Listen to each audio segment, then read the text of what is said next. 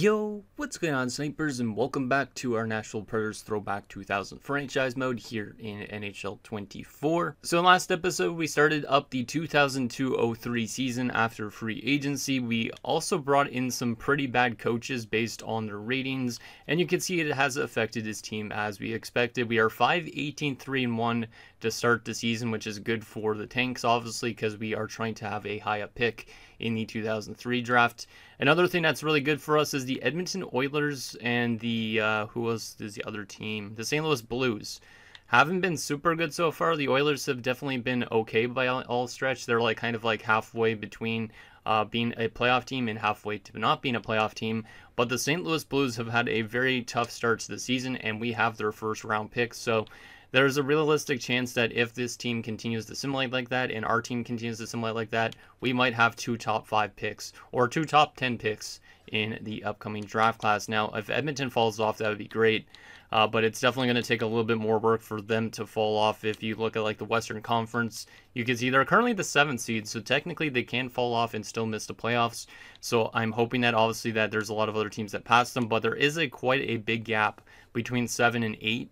So there is a realistic chance that maybe Edmonton actually could hold on to that playoff spot, because every other team is below 30% in terms of point percentage. So I don't really know if Edmonton will miss the playoffs, but if they fall off, that would be great, because obviously it'll give us another lottery selection in the upcoming 2003 draft. But anyways, in this episode, we're probably going to just simulate a little bit more, maybe to a day before the trade deadline. We're going to then assess basically our team, where we're at, and what players we should be flipping away for the next episode at the trade deadline. So that's what we're probably going to do, is just get a little bit of an assessment period, see who's doing what. If somebody's simulating really well and we have them on a 1-year deal and they're not part of our future team, maybe we decide to flip them at this year's draft. So, or not draft, at the trade deadline, or at the draft too, for that matter, if they're signed to a multi-year deal. So anyways, let's get in your guys' comments now and see what you guys have to say about last episode, and then we will get into simulating a little bit more of the season. So the first comment is from Flame Husky, who says the tank is working. Hopefully we get 2 top 10 picks, and yeah, I hope so too. That would be very nice if we could get 2 top 10 picks. Obviously 2003 draft is very stacked, so even if we don't have 2 top 10 picks, there's a chance that we could get somebody else that's still really good. But right now we have the best odds to get the Patrice Bergeron award, I should say. And then you can see Chicago has also not been doing good. St. Louis hasn't been doing good. We have their first round pick, so there is a chance that with those 2 picks, ours and St. Louis's, that we could get maybe Patrice Bergeron and somebody else that's also medium elite, which is nice. So very excited to see if that ends up being the case.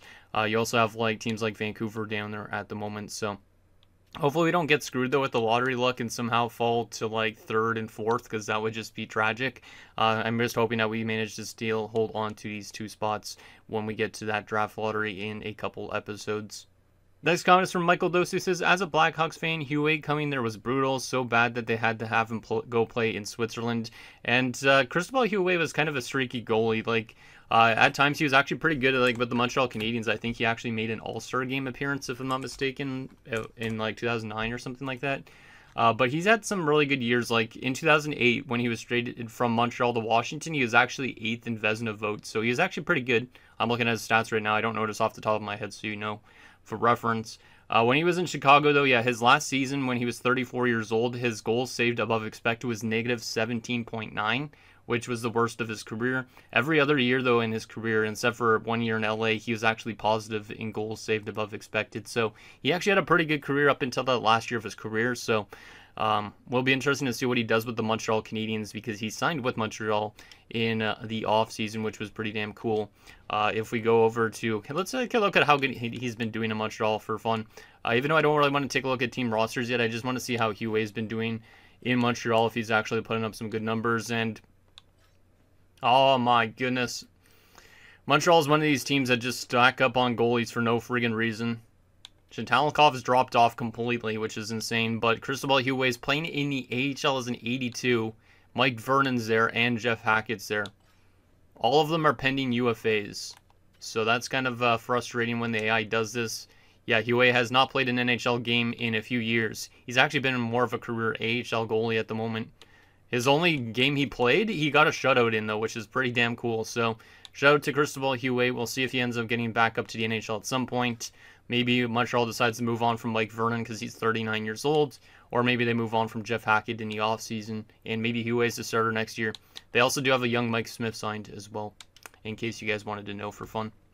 The next comment is from Sound Otaku. Says, I'm as angry about Tampa Bay signing Ulf Samuelsson, my most hated player ever, as I was happy when they signed Martin St. Louis, and I hope they traded him just as fast. Cool to see again like a long-term deal from Calgary, though Florida is looking like they're loading up like they did between 2023 and 2024. And yeah, Ulf Samuelsson was definitely a hated player by a lot of people, just because of obviously his hit that he did on Cam Neely. But yeah, he was a very dirty player. He did have a lot of penalty minutes in his career. One of the more Swedish players that you wouldn't expect, because in my opinion, Swedish players, a lot of them don't seem like there would be that type of people to like take a lot of penalty minutes and fight people and stuff. But Ulf Samuelsson definitely was like probably the most aggressive Swedish player you could ever think of. Like his hitting was most of his things. I don't know if he had a lot of fights in his career. I think he did, but he definitely had over like 2,000 penalty minutes, and he was, yeah, definitely one of those aggressive guys that a lot of people really didn't like back in those 1990s. But yeah, right now let's take a look at how Ulf Samuelsson's doing in Tampa Bay. Just because Sound Otaku said that he didn't like him, let's take an updated look at Ulf Samuelsson. Yeah, there he is. He's dropped down to a 79 at 38, so don't worry. He's probably going to get dealt if they don't make the playoffs this year, I would assume. And he will likely be retiring relatively soon as well. Let's see how Ulf's doing. 3 points in 28 games, a -4. Yeah, doesn't really bring much offense, but he should bring some good hitting. Let's see if he brings hitting. Yeah, 100+ hits a season.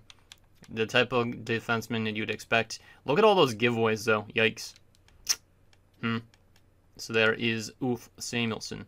And the last and final comment is from Jared Rabbit, who says, even in a draft as deep as 2003, there's still generated guys expected to go in the first round. And yeah, the 2003 draft is normally stacked as it is. It was one of the best drafts in NHL history, if not the best draft in NHL history. But there is still generated prospects supposed to go in it, which is kind of funny. So you have like a couple guys like Stefan Marita, who's obviously not real, Torsten Timander, Jalen Regier. But you still have like the Bergerons, the Burns, the Stalls, the Getzlavs. Like, it's going to be insane how deep this draft is. So it should be exciting to see what ends up happening and where these guys all go. But we should be able to get a ton of steals. Like, since we have potentially 2 top 5 picks, Patrice Bergeron could join us. Then we could draft one of these generated guys if we want to, because we could use defensive prospects. Jalen Regier might be that type of guy. Or we go for somebody that's also NHL ready, like Eric Stahl. Brent Burns, maybe we could bring in if we want to for the future. Ryan Getzlav. Like, there's a lot of options out there. And I don't really know exactly what we're going to do once we actually get to that draft. So, going to be exciting to see what happens with all that. But let's get into simulating some more of this season. See what ends up happening. We should be able to lose a lot more games because obviously our team is definitely not doing too well. It'll be interesting to see if the St. Louis Blues continue to play as bad as they are, and if Edmonton will drop off at all and miss the playoffs, or will they be one of those teams that just secure like one of those last spots in the postseason. But even if they do make the playoffs, like, it should be an early exit for them, so we should regardless be able to get somebody that's like a top 6 forward with that selection, which is very exciting. So our team has been playing dreadful as of the last 3 games. You can see we only have 3 goals for, and we've given up 17. So hopefully that means we're going to still continue to fall off as this episode goes on. Let's go 1 week, or not 1 week, 1 month, and see what we're doing at January the 1st. We should drop some more games here. Oh my goodness, that's not great really, because we're thinking of potentially trading this guy. Kimmo Timonen has been injured with an MCL sprain. He'll be out till January the 4th, which means it's not super long term. It's like a month, but still. That's not great considering we're trying to trade him maybe eventually. But oh well. It'll make us lose more games. Was Steve Sullivan injured in the last episode? I honestly don't remember. Looks like he was. Yeah, Marian Cesar was in the lineup, so got to take him out. Sullivan will come back in. Perfect. Scott Walker's another guy that might get dealt this season. We'll see what ends up happening if we want to hold on to some of those core guys or not. Thomas Vokoun. Wow, we got shut out in back-to-back games convincingly. 3 straight games without a goal. Holy crap. Okay. Well, this team is definitely very bad. Very, very bad. How did Andrew Hutchinson do, out of curiosity? He's a -15 through 15 games. Yikes. Oh my goodness. Imagine being put in the lineup and being a -1 every game at least. God damn. And a 3-2 loss there. So we're 7-26-5-1. I think we've almost secured last place already in the NHL at this rate. because we are on 19 points. The Blues are on 23. So yeah, the Blues are still doing very bad. So that could still end up being a first overall selection there, because we played 3 more games than them. But yeah, they might still be like well below a lot of other teams. Where is the Oilers, out of curiosity? The Oilers are second place right now in the Northwest, and they're actually doing relatively well, 21, 13, and 2. So I think that pick is probably not going to be a lottery selection, but that's okay. I think it's probably going to still end up being a good top 6 forward or top 4 defenseman, but kind of sucks that they end up looking like they're going to make the playoffs. But at least we got a good pick with St. Louis's, so imagine if St. Louis still had that pick, then they might be able to get Patrice Bergeron, but instead, Patrice Bergeron might be a member of the Nashville Predators, which is exciting. All right, let's continue to simulate. We're 1-7-2 in our last 10 games. Let me actually take a look if there was any AI trades during that month. I don't think there was, probably, but we'll double check just to make sure.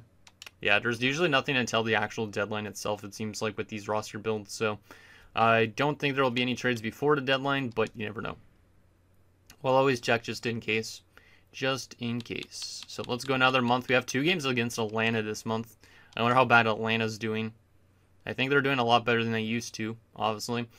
2 second-round picks to Calgary for Jeff Shantz, a 4th and a 5th. No, thank you. We're not trying to contend. We only have 7 wins. I don't know why you're offering me Jeff Shantz. Mike Johnson on 7 years left for 2 second-round picks. That's hilarious. Tampa's trying to offload Mike Johnson's contract that they gave him. No, thank you. TSN will take him. He's a really good broadcaster, a really good in-between-the-bench guy. I really actually like his commentary. Him and Jamie McLennan, both those guys are awesome. Denis Archipov has been injured with back spasms. Let's go replace player on that. Holy crap, this team is doing dreadful. Chicago has fired their head coach, Bill Ramsey. Good for them. We're not firing our coach even though we're doing worse in Chicago. We don't care. We're not firing these coaches till the offseason. And that's when we're actually going to look at maybe bringing in some good coaches. So Archipov can come back in. And that should be all good. Yep, that's all good. Perfect. And there's another loss. 8-38, 6-1. This might be the worst season I've ever had in a franchise mode at this rate. Greg Johnson leading us with 41 points somehow. We have 22 points on the season, which is by far the worst team in the league. Watch, we're not going to win the lottery somehow, though, knowing our luck. St. Louis is on 36 points now. So they are starting to climb the standings a little bit. They're above the Canucks, but they are still behind the Lightning, apparently, and also the Hurricanes. Let's take a look if there was any trades during that month and see if anybody got dealt. Yes, there was a trade. Okay, never mind. There is trades that happened beforehand. So Sergei Krivokrasov, a 3rd and a 4th, going to St. Louis for a 2nd and a 2nd. So I don't know why St. Louis is bringing in a forward right now when they aren't trying to contend and they're also one of the worst teams in the league. That seems a little bit weird logic-wise. Let's take a look at what Krivokrasov looks like. Out of curiosity, because if Krivokrasov's like an 83 or 84, I don't know why they're trying to load up. Maybe they're trying to go for one last run, but it's a little bit too late, I think, for them to do that. Let's see, Krivokrasov. Yeah, he's an 85 overall. He is signed to a multi-year deal. Wow. Like 5+ year deal. So maybe that's actually something that will help them out in the future, but I don't like that they're loading up because I think that will also cheat them out of a top 5 pick. Like maybe they just don't want me to have a top 5 selection, so they're trying to make themselves better. So that way they don't have to give up technically a really high up pick. So maybe they're trying to wean themselves out of giving me a really good selection, which is not what I had in mind. Let's go, I guess, a little bit longer because we are supposed to go to a day before the deadline. And that deadline is not too far away, so we'll go all the way to the 1st of March. And that's where we're going to stop simulating this episode. Richard Zednik and Darian Hatcher for 2 second-round picks. That is actually a pretty good offer if we were trying to contend right now, but we're not trying to contend, of course.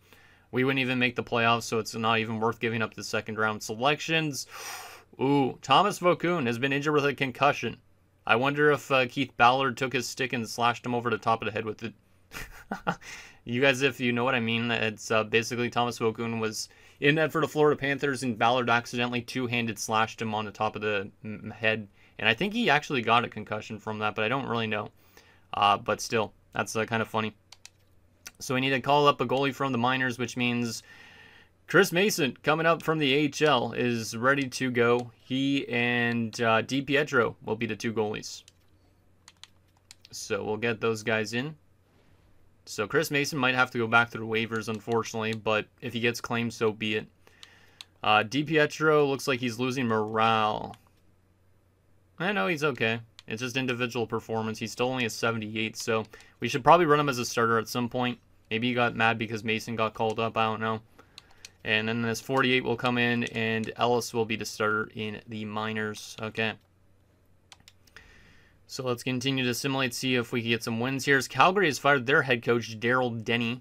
So who is Calgary's head coach at this point? I also forgot to take who is St. Louis's coach at this point. Or not St. Louis's, Chicago's coach at this point.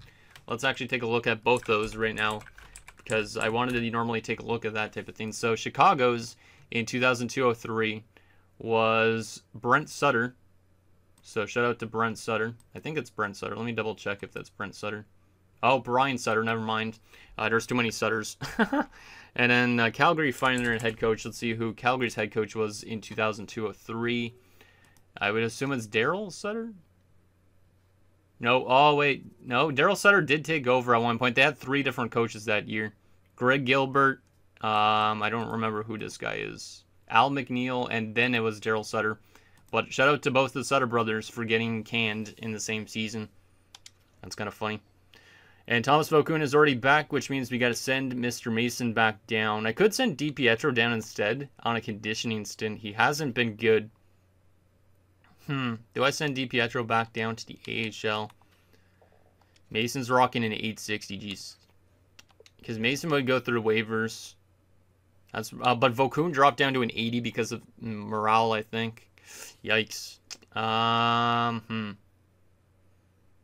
Trying to think of what I want to do here. Mason's likely to be a pending free agent anyways and leaving this team maybe. Trying to think if I want to send DiPietro down. Last year he was really good, and this year he's obviously not doing good because his team's not doing good. I don't know if it would stunt his growth. Has he played at all in the AHL? Oh yeah, he did that 1 year and he had a 912. He was actually really good. How's the AHL team doing in terms of goaltending? Dan Ellis has a 914. He's been actually really good too. You know what? We're going to send DiPietro down, I think. I just don't want DiPietro to all of a sudden, like, what is it? Like, do really bad and then he just doesn't grow. I would prefer him to get playing time in the minors. So we'll keep Chris Mason and Thomas Vokoun up here as our 1-2 punch just for the rest of the season. And then, yeah, this will give Rick DiPietro maybe a chance to get better for next year. He is only a 77 now. But I think that will be better just for the AHL team. Because maybe the AHL team... Yeah, the AHL team might be in the playoffs based on the plus-minuses on this team. So, if they are in a playoff spot, I would rather the young talent be down there than in the NHL. Because the NHL is just going to get swarmed with bad stats. So, might as well give DiPietro a chance to play for some meaningful hockey down there in the minors. Carolina has fired their head coach, which at this point I believe would be Paul Maurice, who's now going to potentially win a Stanley Cup here tonight as of the day I'm recording this. We'll see if that ends up being the case or not. I think that was Paul Maurice in 2002-03. Likely it was.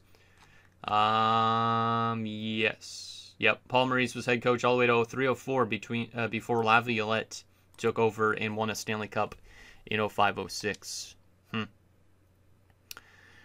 Still losing games. Tampa's now fired their head coach. Obviously, at this point, it would still be John Tortorella, but John Tortorella technically got fired in this already, so shout out to Austin Campbell, whoever the heck you would be.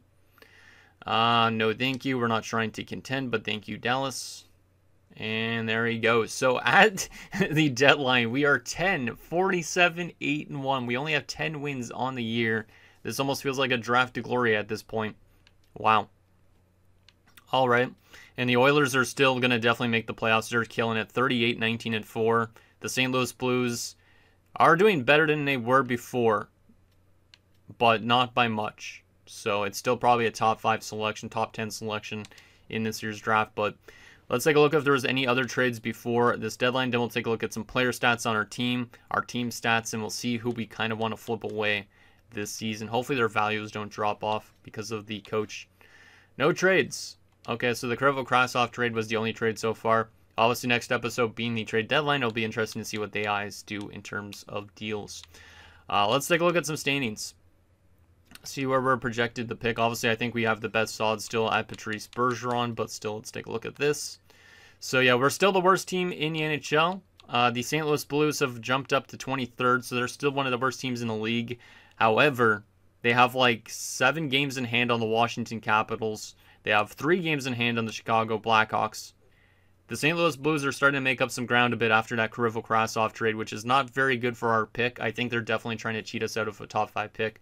But hopefully they manage to stay in that spot. If we go to a Western Conference, they are not in a playoff spot at the moment, but they are getting kind of close. They're getting kind of close. They're within 10 points. But they also have 4 games in hand on Dallas, which means, yeah, they almost could make the playoffs potentially after how bad of a start they had, which is not great. So our luck is getting a little bit slim with that, but at least our pick, and we know for sure, is going to be really good. In terms of goals for per game, yeah, we're the worst offensive team. We've only scored 2.05 goals per game. We've also given up 4.12 goals per game, which is the worst in the NHL at the moment. Our power play is currently not the worst in the NHL, so that's at least decent. We're one of the bottom 10 though still. And our penalty kill is currently the worst in the NHL. We're 423, 3-1 on home ice, 624 5 on the road, and 2-7-1 in our last 10 games. How's the AHL team doing out of curiosity though too? Because I'm curious if Milwaukee's in a playoff spot or not. Okay, they're doing well. They are doing well. I think they should be in a playoff spot, hypothetically. Did I make them in the IHL West? No, it was in IHL East, right? Yes, they're in the 7th spot right now. So they are in a playoff spot. Hopefully they could hold on to that because that would be good for our AHL team to at least make the playoffs. So there is that. Let's take a look at some player stats on the team and see who is doing well and who isn't. Pretty much everybody should be doing bad defensively, though. So Greg Johnson on 50 points in a -36. Is it the year to trade away Greg Johnson? He only has 1 more year left on his contract. I would like to hold on to him until we win a Stanley Cup, but at the same time, he might retire before then because he's already 31. Tom Fitzgerald on 30 points and a -44. He is 34 years old, so maybe this is a good chance to trade him away. Jason Spezza on 26 points in his rookie season, not bad, -35. Obviously, he's part of the future. Lego on 23 points, -39.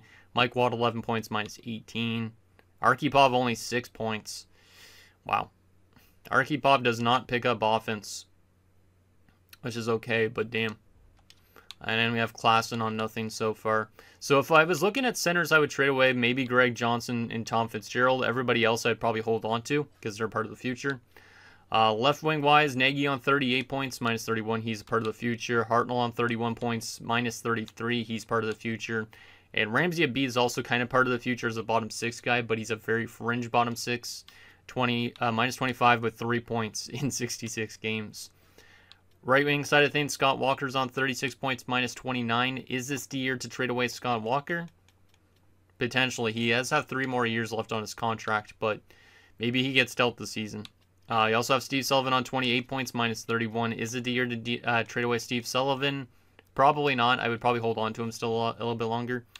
Martin Erad on 15 points. He's part of the future, so I'm not even going to do that. And then Cesar 2 points in 7 games. He's part of the future, kind of. So the guys that I would trade away probably on offense, if we were to trade away players, is Greg Johnson, Scott Walker, Tom Fitzgerald. Those are the guys I would be leaning towards maybe trading away this season. We don't have to trade away every single one of them, but we could trade away every single one of them if we really want to. From a defensive standpoint, Tiemann is on 29 points. He would probably be one that we'd look towards trading because he's in the second last year of his deal that we just gave him. And he's actually listed as a top 2 in terms of his role, which is kind of insane because he's only an 83. So he could maybe fetch us a good chunk, but I don't know. We also have Rhett Warner. Rhett Warner maybe could get dealt too. He is on a pending free agent, so maybe. We also have Mike Wilson, who is only a -12, which is not too bad. He's also pending free agent. Holy shit, man. What the hell? Oh my goodness. Why is this... This pairing is the worst pairing in NHL history. God damn, man. We have 10 wins. Somehow there's a guy that's a -12, but then you go to Hal Gill and Carlos Scrastins. Both of them are -71. How is that even feasibly possible? It's just not. What? I've never seen a player -71 on a non-drafted glory team. That's insanity. Wow. Jesus. Scratchins goes from a +8 to a -71 this season. God damn, man. What the hell? So these two guys have been tragic. Both of them have 2 years left on their contract. I don't know if we flip them away or not. Most of these guys are all the same age too, so there is a chance we could flip a lot of them. Paul House has 7 points, -18, but he has 136 penalty minutes, so probably in the box a lot. And then Hutchinson's -15 through 15 games. Wow. So a good chunk of our defensive core could get flipped, but we would need defenders to replace them. So some of these guys could be held on to, but some of them we could definitely trade away if you guys think they're necessary. So let me know who you would trade from the defensive core if needed. And then goaltending wise, yeah, Thomas Vokoun has not been good. He's got an 898, which is actually not bad considering the state of the team, and a 3.89. Mason, since getting called up, has not been very good, and we saw that DiPietro wasn't doing well, so that's why he is back in Milwaukee, which has been the right call, I think, so far, because he's got a 915 through 5 games. And, yeah, he'll probably be back into the NHL next year, but it's just I want to give him a little bit of time to develop a bit more, which makes sense. I think the Islanders actually did the same type of thing in real life, though, where they had him in the NHL for a bit, and then for one season he was back in the AHL, and then they brought him back to the NHL again, just to kind of make sure he gets ready for the NHL a little bit better. Wow, a -71. How is that even possible, though? Because, like, look at the plus minuses on the rest of this team. Like, there's a huge gap between these guys. Tom Fitzgerald's the worst forward minus-wise, but afterwards there's like a -30 gap almost between him and Hal Gill and Carlos Scratchins. Wow. That's insanity, man. Let's take a look at some stats around the league for fun, too, even though we're not even at the end of the season yet. I'm just curious on who's leading. Wow, Sakic's already got over 100 points. Solani's on 94, Kari's on 85. Some good scoring across the league right now, looks like. And you already have Sakic on 56 goals and Bure on 51. Solani on 49. What about defensively? Nienema's leading on 65 points. That's probably why the Oilers are in a playoff spot. Wow. Best goalie so far, Patrick Roy, of course. Yeah, Patrick Roy might be up there for a potential Vezina. However, Nabokov's playing really good too. Yeah, Nabokov might be the guy. Nabokov's probably up there for a Vezina this season. Any goalie goals this season so far? No. Most goalie assists so far is Roman Turek. Best rookie so far this season, Mike Ribeiro. Yeah. And Rick Nash up there with 30 points. Alex Shemsky is also a rookie this season, but he's not in Edmonton, he's in Atlanta. With Lorenzo Jenner, the guy that went first overall, I think, right? Yeah, that's what I thought.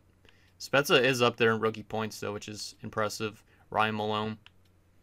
All right.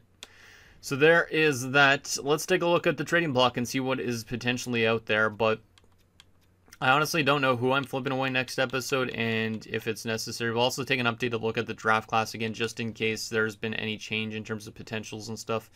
But let's just look at what's on the block. I don't think there's going to be anything interesting super much, but if there's a good prospect, maybe we could trade for them, but maybe I would prefer to trade for picks, to be honest. But we might need roster players back. Michael Sikora. Jonathan Girard's really not that bad as a top 6 defensive option, but then again, he's kind of he's a younger option than some of the other guys we have on the team. I don't mind Jonathan Girard, but I honestly don't know if we would need Jonathan Girard for the future or not yet. Stanislav Chistov has no potential, but if he was obviously the Stanislav Chistov that was drafted super high up, maybe he'd have potential, but he doesn't. Dempsey's only 28. A lot of veteran type of players on Carolina. RJ Umberger is a prospect in Chicago. I don't know about that. Yeah, there's not really any huge prospects so far. There's some good players. Joe Nieuwendyke's on the block, so it'll be interesting to see if Dallas offloads him to New Jersey or something at the draft, at the trade deadline. Yuri Lettinen as well. There's some pretty good veterans on the block, but obviously we're not contending. We're looking for future pieces potentially or draft selections. That's probably what we're going to look towards the most. I saw Bill Guerin was on the block too. Trevor Kidd. Okay. What about LA? Doug Smolik. Montreal. Of course, they have a French guy named Saint Jacques. They probably only draft in Montreal or Montreal and Quebec. Francois Beauchemin's not really that bad as a future defenseman. Roman Cechmanek on the block. Yeah, a lot of these guys are veterans that we don't need. which is unfortunate. So I don't really know exactly what we're going to trade for, but we'll probably just end up trading for picks, if anything. Chris Kelly's not bad as a 22-year-old. More of a bottom six kind of guy. Anything else on the block, though, out of curiosity? Pittsburgh has nothing. They do have Ryan Shannon. He's not bad. He is a top 9 prospect, but I don't know if I would want him. Sean McEachran's on the block. John Madden. That's not Tuukka Rask because that's a defenseman, and he's not even in this. Lubos Barteshko is really not bad. I don't think he's going to reach that top 6 potential, obviously, but he is not a bad option as a younger player. He is 26, so he's almost exact, though. Tampa's got all their big guys on the block. Toronto has Gary Suter, Chad Kilger, Jason Blake. Of course, they're trying to offload all those type of guys. Vancouver still has their big guys on the block, too, like Castles and Rod Brindamore. Washington has nothing, and that is it. So I didn't really see too much on the block that we would trade for, but once again, I'll go to proposed trade things so you guys can see the values on those guys I was potentially thinking about trading away. Greg Johnson has a good chunk of value. Scott Walker has a good chunk of value. Kimmo Timonen has a lot of value. And then the other guy I was thinking of flipping away was Fitzgerald. He has a little bit of value. So we should be able to hypothetically get rid of a lot of these kind of guys. However, we're going to need roster players back almost in some of these trades too. Or else we're going to have to call up guys from the minors. And there's not really anything huge in the minors I would call up. Because there's like Jared Smithson, for example. There's Greg Klassen who would get into our lineup, I guess, if we decided to make these trades.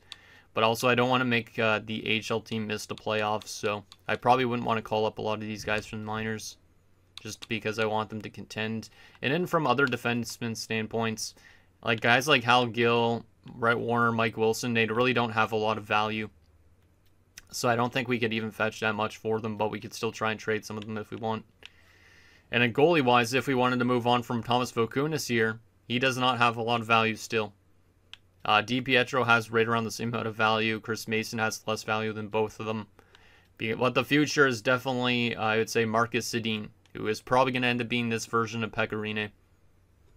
He's developing very nicely, 70 overall already for a 19-year-old, so likely he's the future. Him and DiPietro. Vokoun and Mason maybe get both dealt at some point. Dan Ellis could be a stopgap. I don't really know. So there is that final few things. Let's take an updated look at the draft class again, just so we can kind of see if there's been any change in terms of potentials and stuff. So still right now, obviously, we know that Patrice Bergeron's a high elite because I made this draft class, but Stefan Marita is medium elite. Tamander's medium elite. Brent Burns, I made him a medium elite, but he's not NHL ready, I'm pretty sure. Jalen Regier is probably looking, yeah, he's NHL ready as a Zdeno Chara comparison. Eric Stahl, we know, is NHL ready. Some of these guys are further out than others for sure. So if we end up having 2 top 10 selections, obviously Bergeron would be great at first overall. However, if we don't have the first overall pick, we might honestly take one of the generated guys, even though I don't really want to, just because like Brent Burns is a little bit further out. Guys like Torsten Tamander and Stefan Marita look like they're hard to pass upon. So, and Stefan Marita is a Swiss player. I've never had a really good Swiss player before, so it would be interesting to have a Swiss freak on this roster. Is there anybody that's actually listed as a gem for this class so far? No. There is unfortunately nobody. Okay. Let's take a look at the best goalies as well, so you guys can see the goalie list for this draft class too. So you can see, like, Marc-Andre Fleury is supposed to go late first round. So we could even draft Marc-Andre Fleury if we really want to with the pick from Edmonton, potentially. However, I would probably prefer an AI get Marc-Andre Fleury, just because we do have Sedin. But we have other goalie options as well that could be future starters too with this team. So a lot of stuff we could draft in. We still have a ton of picks in the draft too, because we have multiple seconds, don't we? I didn't want to go to player search. Damn it, lagged. Why is it lagged sometimes? But I think we have multiple second rounders as well, right? Because multiple second rounders, we should be able to get some good players with those. Yeah, we have 2 seconds, 3 thirds. And we're probably going to try and add some more picks at the trade deadline. Right now, it's projecting us to take guys like Getzlaf, Perry, or Weber first overall, which is obviously not going to happen. There's also Regier, Stahl, and Getzlaf, it says, for the other pick.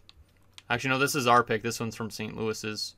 We could literally draft Getzlaf and Perry, but I'm not going to do that. And it says, like, for late first round, Dustin Brown, Louis Eriksson, Mike Richards. So you're still getting a top 6 forward there. second round, there's some kind of like top 9 kind of guys like Andre Kostitsyn, who actually played for the Preds. There's also Toby Enstrom, which is great. Dan Girardi, Matt Carl, Yaroslav Halak, Brian Elliott. Yeah, we should be able to get some pretty good players in every single round for the most part. We could even draft Rick Rippon if we really want to, too. Just to try and get a Stanley Cup with him in the roster. Hey, look, there's a generated Rippon as well in this draft class. That's kind of funny. Huh. But yeah, we need technically everything. We have a weakness in pretty much everything. We have prospects in offense. We have good prospects according to this, and goalie prospects, but defense we don't. So that's probably a target for sure. That's why that DFD might make sense. So anyways, guys, that's going to do it for this episode of our Nashville Predators Throwback 2000 franchise mode. So in next episode, we'll take it to the 2003 trade deadline. We'll probably offload a couple veteran players from this roster just to make us even worse, and also so that way we could capitalize on their trade values. And then hopefully we get obviously some good luck in terms of the draft lottery.